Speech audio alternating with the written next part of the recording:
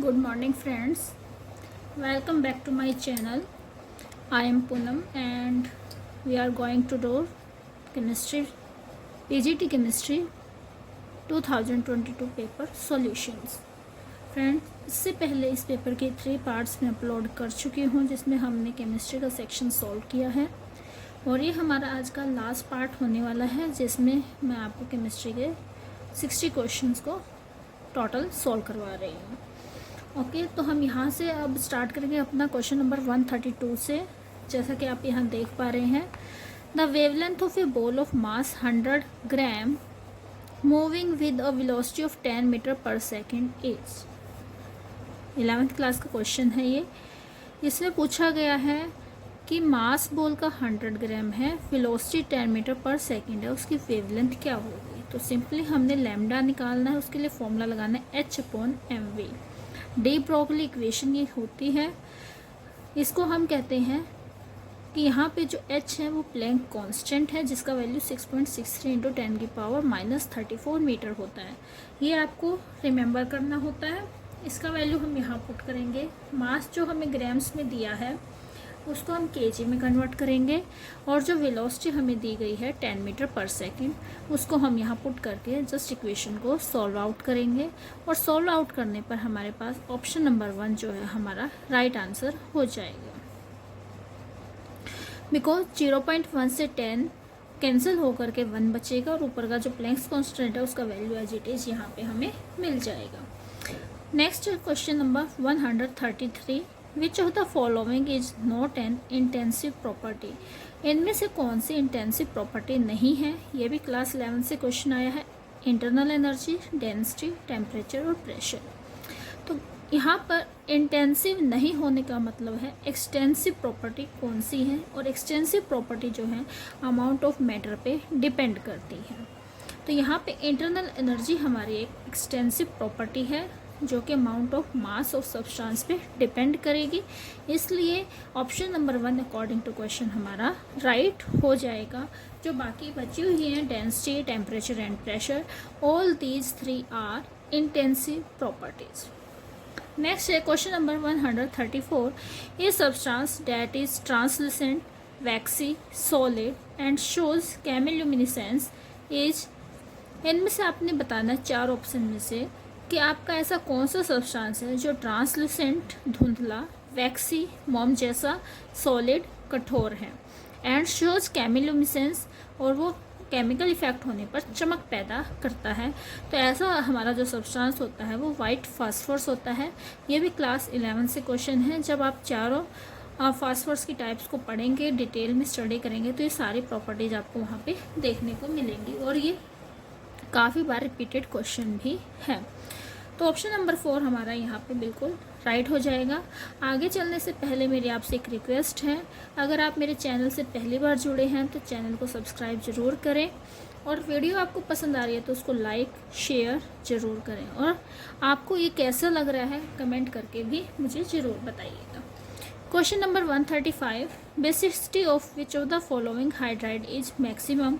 हमें यहाँ पे फास्फोरस, आर्सेनिक, नाइट्रोजन और एंटीमनी इनके हाइड्राइड्स दिए गए हैं और इनमें हमें पूछा गया है कि किसकी बेसिसिटी सबसे ज़्यादा होगी। तो अमोनिया जो है, अमोनिया का हाइड्राइड वो सबसे ज़्यादा बेसिक नेचर का होता है। तो ऑप्शन नंबर 3 यहाँ हमारा राइट हो जाएगा। The hydride of nitrogen family has 1 lone pair on the central atom. हर एक हाइड्राइड के ऊपर जो है सेंट्रल एटम जो है हमारा वो नाइट्रोजन फैमिली से है और सबके ऊपर एक एक लोन पेयर है। साइज सेंट्रल एटम का डाउन द ग्रुप जाने पे इंक्रीज हो जाता है। डेट्सा इलेक्ट्रॉन डेंसिटी जो है वो सेंट्रल एटम के ऊपर डिक्रीज हो जाएगी। बेसिसिटी भी डिक्रीज होगी। तो down the group basicity decrease हो रही है तो टॉप मोस्ट जो है आपका हाईली बेसिक नेचर का है। Question number 136, the process to occur under adiabatic condition. Adiabatic condition का ही मतलब होता है कि वहाँ पे हीट एक्सचेंज जो है वो 0 होना चाहिए, डेट इज Q = 0। तो यहाँ हमारा थर्ड ऑप्शन जो है बिल्कुल राइट हो जाएगा। For adiabatic process Q should be 0। Next question number 137, which of the following molecule has highest dipole moment? Ammonia, CCl4, NF3 और PF3, इनमें से किसका डाइपोल मोमेंट हाईएस्ट होगा? तो डाइपोल मोमेंट क्या होता है? एक तो पार्शियल चार्ज जब एटम के ऊपर क्रिएट हो जाता है due to electronegativity difference within a compound, तो आप देखते हैं कि वहाँ पे हम कहते हैं डाइपोल मोमेंट है। तो डाइपोल मोमेंट कब ज़्यादा होगा, कब कम होगा, तो ये मैंने आपको स्ट्रक्चर बना के समझाया है। और एक चीज़ का ध्यान रखिए, अगर कोई भी कंपाउंड बेसिक ज्योमेट्री शो कर रहा है तो डैट मीन्स वहाँ पे उसका डाइपोल मोमेंट क्या रहेगा? 0 रहेगा। जैसे अमोनिया है, अमोनिया का वैसे तो टेट्राहेड्रल ज्योमेट्री होता है, बट एक लोन पेयर आने की वजह से अमोनिया पे, क्योंकि 3 ही हाइड्रोजन बॉन्ड बना रहे हैं, एक लोन पेयर है, तो ये पिरामिडल ज्योमेट्री है। और नाइट्रोजन की इलेक्ट्रोनेगेटिविटी ज़्यादा है, तो सारे के सारे जो इलेक्ट्रॉन हैं वो नाइट्रोजन की तरफ शिफ्ट अप होके कुछ ना कुछ जो चार्ज क्रिएट करेंगे, नेट चार्ज वहाँ ग्रेटर देन 0 रहेगा। जो CCl4 ज्योमेट्री बना रहा है, ये बेसिक ज्योमेट्री, इसलिए हम इसका जो डाइपोल मोमेंट है वो 0 कंसिडर करेंगे। और इसी तरीके से NF3 भी पिरामिडल शेप बना रहा है, बट इसमें और इसमें डिफरेंस क्या है? इसका सेंट्रल एटम हाइड्रोजन के कंपेयर में ज़्यादा इलेक्ट्रोनेगेटिव था, तो हमने डाइपोल मोमेंट का एरो ऊपर की तरफ दिखाया, जबकि इसमें नाइट्रोजन फ्लोरीन में सेंट्रल एटम लेस इलेक्ट्रोनेगेटिव है एज कंपेरिजन टू फ्लोरीन, तो हमारा जो एरो है वो डाउनवर्ड आएगा। ओके, तो डैट्स मीन्स यहाँ पे भी जो हमारा नीचे की तरफ सारे के सारे एरो आ रहे हैं, तो नीचे की डायरेक्शन में आके थोड़ा बहुत कैंसिल आउट होके भी कुछ ना कुछ हमारा ग्रेटर देन 0 बचेगा, but somewhat get cancel out. Okay, so dipole moment is less than ammonia. Ammonia में सारी एडअप हो रही थी, यहाँ कुछ एक इफेक्ट जो है कैंसिल आउट करेगा और बाकी जो बचेगा वो टोटल एडअप होके ग्रेटर देन 0 होगा। जबकि BF3 एक ट्रायगोनल ज्योमेट्री है और ट्रायगोनल प्लेनर भी हमारी बेसिक ज्योमेट्री में कंसीडर होती है, इसलिए हम इसका डाइपोल मोमेंट यहाँ पे 0 कंसीडर करेंगे। तो इन दोनों में कंपैरिजन करते हुए हमने बताया कि अमोनिया का डाइपोल मोमेंट यहाँ पे क्या होगा? हाईएस्ट होगा। ऑप्शन 1 कम्प्लीटली राइट हो जाएगा हमारा। ओके फ्रेंड, तो आई होप सो आपको क्लियर हो रहा है मैं क्या बताना चाह रही हूँ। फिर भी कोई डाउट है तो मुझे कमेंट कर दीजिएगा, उस चीज़ के लिए मैं आपको री एक्सप्लेन भी कर दूँगी। नेक्स्ट है question number 138, in which of the following reaction the reaction goes in the reverse direction? इनमें से किस रिएक्शन के लिए रिएक्शन रिवर्स डायरेक्शन में जाएगी? ये हमारा इक्विलिब्रियम से क्वेश्चन है, ये भी क्लास 11 से आया हुआ है PGT के अंदर। तो यहाँ पे आपको सबसे पहले देखना पड़ेगा कि यहाँ पे जो आपके नंबर ऑफ मोल्स हैं रिएक्टेंट और प्रोडक्ट के, उनका डिफरेंस किस तरीके से आ रहा है। जहाँ पे आपको डिफरेंस देखने को मिलेगा, क्योंकि जो हमारे इक्विलिब्रियम है वो कहाँ शिफ्ट होगी, अगर प्रेशर क्रिएट हो रहा है, ज़्यादा क्रिएट हो रहा है तो उसको डिक्रीज करने की डायरेक्शन में जाएगी, और जहाँ पे भी प्रेशर डिफरेंस क्रिएट हो रहा है उसको बैलेंस आउट करने की कोशिश करेगी। तो सबसे पहले हमें प्रेशर डिफरेंस कैलकुलेट करना है, और प्रेशर डिफरेंस हम कैलकुलेट करेंगे by calculating the difference in number of moles. तो difference in number of moles हमारा कैसा होगा? यहाँ पे number of moles of product minus number of moles of reactant करके भी आप निकाल सकते हैं यहाँ पे। तो फर्स्ट रिएक्शन के लिए यहाँ पे मैंने रिएक्टेंट माइनस प्रोडक्ट लिखा, तो उससे डिफरेंस नेगेटिव में आ जाएगा और ज़्यादा कुछ इफेक्ट नहीं पड़ेगा। तो देखिए जो फर्स्ट रिएक्शन है इसके लिए हमारा 1 मोल वो हाइड्रोजन का, 1 मोल आयोडीन का, 2 मोल हुए, 2 लिख दिया, माइनस यहाँ टोटल कितना दिया गया हमें? 2 दिया गया है, उसके लिए भी हमने क्या किया है? 2 कर दिया है। तो यहाँ थोड़ा सा रिटर्न में R-P लिखा है, जबकि P माइनस R होगा। तो यहाँ पे 2 हमारे प्रोडक्ट के हैं और 1 + 1 हमारे क्या है? रिएक्टेंट के हैं। 2 - 2 कितना हो गया? 0। गैसियस फेज के अंदर जो रिएक्शन हो रही है उसका टोटल मोल चेंज कितना आया? 0 आया। सेकंड के लिए देखेंगे, यहाँ 2 है, यहाँ 1 + 3 कितना है? 4 है, तो 2 - 4 -2 आया। थर्ड के लिए 1 + 1 और यहाँ 2 है, तो नेट कितना हो गया? 2 - 2 0। बट ध्यान से देखें ये कार्बन क्या है? सॉलिड है, तो हमें इसका कैलकुलेट नहीं करना है, इसलिए 2 - 1 करेंगे और जिसकी वजह से क्या आ जाएगा? 1 आ जाएगा। ओके, तो हमें यहाँ क्लियरली लिखा गया है कि नंबर ऑफ मोल्स हमने किसके लिए लेने हैं? सिर्फ और सिर्फ उन कंपाउंड्स के लिए या उन एलिमेंट्स के लिए लेने हैं जो गैसियस फेज में एग्जिस्ट कर रहे हैं। नेक्स्ट क्वेश्चन इक्वेशन 4 के लिए हम देखेंगे, प्रोडक्ट में 1 + 1 2 हो गया और यहाँ भी 1 + 3 दैट इज़ 4। तो 2 - 4 कितना हो जाएगा? -2 हो जाएगा। ओके। अब क्या क्या होता है यहाँ पे, क्या कह रहा है कि प्रेशर को इंक्रीज करना है हमने, जबकि लो प्रेशर पर रिएक्शन कहाँ प्रोसीड करती है, जहाँ पे मोर नंबर ऑफ मॉलिक्यूल्स होते हैं, मोर नंबर ऑफ मोल्स होते हैं।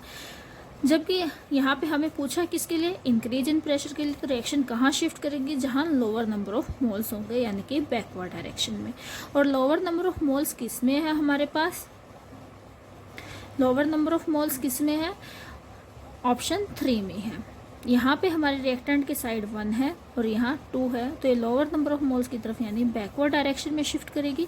और पूछा भी था कौन सी रिएक्शन रिवर्स डायरेक्शन में शिफ्ट करेगी, तो हमारी रिएक्शन 3 जो है वो बैकवर्ड डायरेक्शन में शिफ्ट करेगी। यहाँ नंबर ऑफ मोल्स 4 है, यहाँ 4 है, यहाँ 2 है, यहाँ 2 है, तो सेकेंड और फोर्थ में फॉरवर्ड डायरेक्शन में जाएगी। फर्स्ट वाली जो है ऑलरेडी इक्विलिब्रियम में है, वो कहीं भी शिफ्ट नहीं करेगी, या अगर फॉरवर्ड में करेगी तो इतना ही बैकवर्ड में करेगी। नेक्स्ट क्वेश्चन चलते हैं क्वेश्चन नंबर 139 की तरफ। Which of the following has sp3d hybridisation, इनमें से किसका sp3d हाइब्रिडाइजेशन होगा। तो गाइज sp3d हाइब्रिडाइजेशन हमें पता करना है by using the formula 1/2 into v plus m minus c plus a। यहाँ पे v क्या है, valence electron of central atom, m क्या है, monovalent atoms, minus charge on cation plus charge on अनायन। उसका हमने एडअप या प्लस माइनस जो भी हो रहा है करके हाफ कर देना है, जितना भी आएगा वो हमारी हाइब्रिडाइजेशन को इंडिकेट करेगा। फॉर एग्जांपल अमोनिया के केस में हमने कैलकुलेट करना है, तो central atom nitrogen, valence electron 5, monovalent सारे के सारे हाइड्रोजन मोनोवैलेंट है 4, चार्ज ऑन कटायन, कटायन का चार्ज कितना है 1, तो उसको हम कर देंगे माइनस, अनायन पे कोई चार्ज है ही नहीं, तो 5 + 4 9, 9 में से बन गया 8, 8/2 4, 4 इज sp3 हाइब्रिडाइजेशन। इसी तरीके से सल्फर के लिए और सबके लिए कैलकुलेट करेंगे तो देखेंगे SF4 के लिए यहाँ पे हमारे पास 5 आएगा, और 5 मीन्स sp3d। SF4 के लिए हमारा यहाँ पे ऑप्शन नंबर 2 के लिए आंसर राइट हो जाएगा।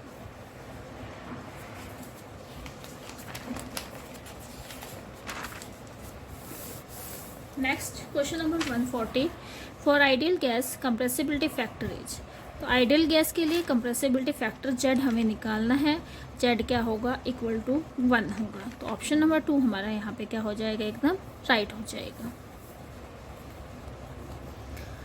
नेक्स्ट चलते हैं क्वेश्चन नंबर 142 की तरफ। Which of the following have the most negative electron gain enthalpy, सबसे ज़्यादा नेगेटिव इलेक्ट्रॉन गेन एंथैल्पी किसकी होगी। देखा जाए तो फ्लोरीन की होनी चाहिए, बट फ्लोरीन की नहीं है, क्लोरीन की है इलेक्ट्रॉन गेन एंथैल्पी। क्यों, क्योंकि fluorine highly electron negative element तो है, बट इसका साइज़ जो है बहुत छोटा है, इसलिए ज़्यादा इलेक्ट्रॉन्स को ये अपने पास रख नहीं पाएगा और वहाँ पे रिपल्शन क्रिएट हो जाएगी। डेट्स वाई इससे नेक्स्ट एलिमेंट क्लोरीन जो है वो high electron negative electron gain enthalpy रखता है।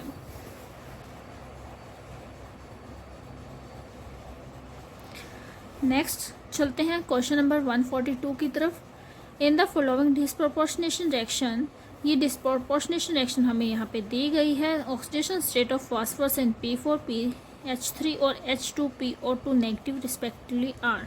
यहाँ पे हमने सबकी ऑक्सीडेशन स्टेट कैलकुलेट करनी है। ये क्वेश्चन भी क्लास 11 से है। मोस्ट ऑफ द क्वेश्चन जहाँ तक मैंने ऑब्जर्व किए हैं क्लास 11 से आए हैं क्लास 12 के कंपैरिजन में। तो यहाँ पे देखिए जो हमारा एलिमेंट्री फॉर्म में है वो तो 0 ऑक्सीडेशन स्टेट शो करेगा। फॉस्फिन के अंदर ये +3 में रहेगा, +3 +1 हाइड्रोजन के लिए 3 तो -3, हाँ -3 में रहेगा। फास्फोरस के लिए -3 में रहेगा यहाँ पे फॉस्फिन में। और H2PO2 नेगेटिव के लिए कैलकुलेट करेंगे तो +2 -4 -2 बचेगा, और इधर जाके हमारे पास +2 और -1, तो यहाँ पे फास्फोरस की कितनी निकल के आएगी, +1 निकल के आ जाएगी हमारे पास। तो यहाँ पे हमारे लिए राइट ऑप्शन हो जाएगा option number 4 0 -3 +1। Next question number 143, what is the total number of orbital associated with the principal quantum number n equal to 3। तो n इक्वल टू 3 के लिए टोटल नंबर ऑफ ऑर्बिटल्स आपने निकालने हैं। तो ऑर्बिटल्स निकालने के लिए आप देख सकते हैं फॉर्मूला क्या होता है, n स्क्वायर होता है यानी 9। और चाहें तो आप देख भी सकते हैं सबशेल कौन से होंगे, SPD 3 के लिए SPD सबशेल होंगे और S में 1 ऑर्बिटल, P में 3 ऑर्बिटल, D में 5 ऑर्बिटल, टोटल 9 ऑर्बिटल्स हो जाएंगे। तो ऑप्शन नंबर हमारा 3 यहाँ पे राइट हो जाएगा। नेक्स्ट चलते हैं क्वेश्चन नंबर 144 की तरफ। Which of the following complex possesses sp3d2 hybridisation. Cobalt के ही हमें तीन कोबाल्ट के दिए और एक मैंगनीज का हमें कॉम्प्लेक्स दिया है। सबके लिए हम देखेंगे और साथ में हम ये देखना sp3d2 है तो d2sp3 हमने नहीं बतानी है, डेट मीन्स हमने हाई स्पिन वाले बतानी है, लो स्पिन वाले नहीं बतानी है।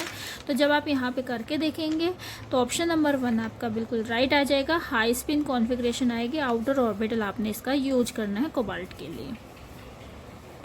नेक्स्ट चलते हैं क्वेश्चन नंबर 145 की तरफ। The oxidation state of each oxygen atom in KO2 is, KO2 is super oxide और सुपर ऑक्साइड के लिए ऑक्सीजन के ऊपर होता है -1, O2 -1 और जब आप इसका देखेंगे तो पर एटम आ जाएगा -12। del G for a spontaneous process at constant pressure and temperature, most repeated question of PGT and TGT also। तो del G की जो वैल्यू है प्रेशर टेम्परेचर को ध्यान में रखते हुए कांस्टेंट पे स्पॉन्टेनियस रिएक्शन के लिए should be less than 0, equal to 0 at equilibrium, greater than 0 for non-spontaneous। Which of the following has highest magnetic momentum? Highest magnetic momentum depend on the unpaired electron in last valence shell, that's why we will calculate valence shell electron और वो भी unpaired valence electron and will put in the formula of magnetic momentum mu equal to root of n into n plus 2 for magnet। तो यहाँ पे हम put करेंगे इसी तरीके से निकालते हुए, लेकिन देख लीजिए कैसे करना थोड़ा सा बता देती हूँ। मैग्नीज +3 में है यहाँ पे आयरन +3 में है, यहाँ आयरन +3 में है और यहाँ भी कोबाल्ट +3 में है। मैग्नीज 25, आयरन 26, कोबाल्ट 27 में है। जब मैग्नीज के लिए कैलकुलेट करेंगे +3 के लिए तो आर्गन 3d4 हो जाएगा। ओके, 4 के 4 क्या है यहाँ पे अनपेयर्ड है। जब इस आयरन के लिए निकालेंगे 3d5 तो यहाँ ये पड़ा है साइनाइड की प्रेजेंस में और साइनाइड जो स्ट्रॉन्ग फील्ड लिगेंड है पेयरिंग करवा देगा। तो 5 में से 4 पेयरिंग में चले जाएंगे और एक ही अनपेयर्ड बचेगा। जबकि इस आयरन के अंदर यहाँ पे लगा है फ्लोरीन एक क्या है आपका high spin weak field ligand है और वीक फील्ड लिगेंड होने से ये पेयरिंग नहीं करवाएगा और 3d5 में ही रहेगा। उसके बाद कोबाल्ट +3 में तो 3d6 है, तो इलेक्ट्रॉन पेयरिंग में चले जाएंगे, 4 अनपेयर्ड बचेंगे। तो मैक्सिमम अनपेयर्ड जो है वो थर्ड ऑप्शन वाले के पास आयरन के पास है, इसलिए इसकी मैग्नेटिक मोमेंट जो है हाईएस्ट होगी। Next question number 148। Which of the following is carbonate ore of iron. Iron का कार्बोनेट ओर बताना है तो पहले हम देख लेते हैं कौन कौन से ओर हैं और कौन कैसे हैं। मैग्नेटाइट ऑक्साइड ओर होता है, सिडराइट कार्बोनेट और होता है, आयरन पायरेट सल्फाइड और होता है, इसको फुल्स गोल्ड भी कहते हैं, बिल्कुल सोने जैसा दिखता है।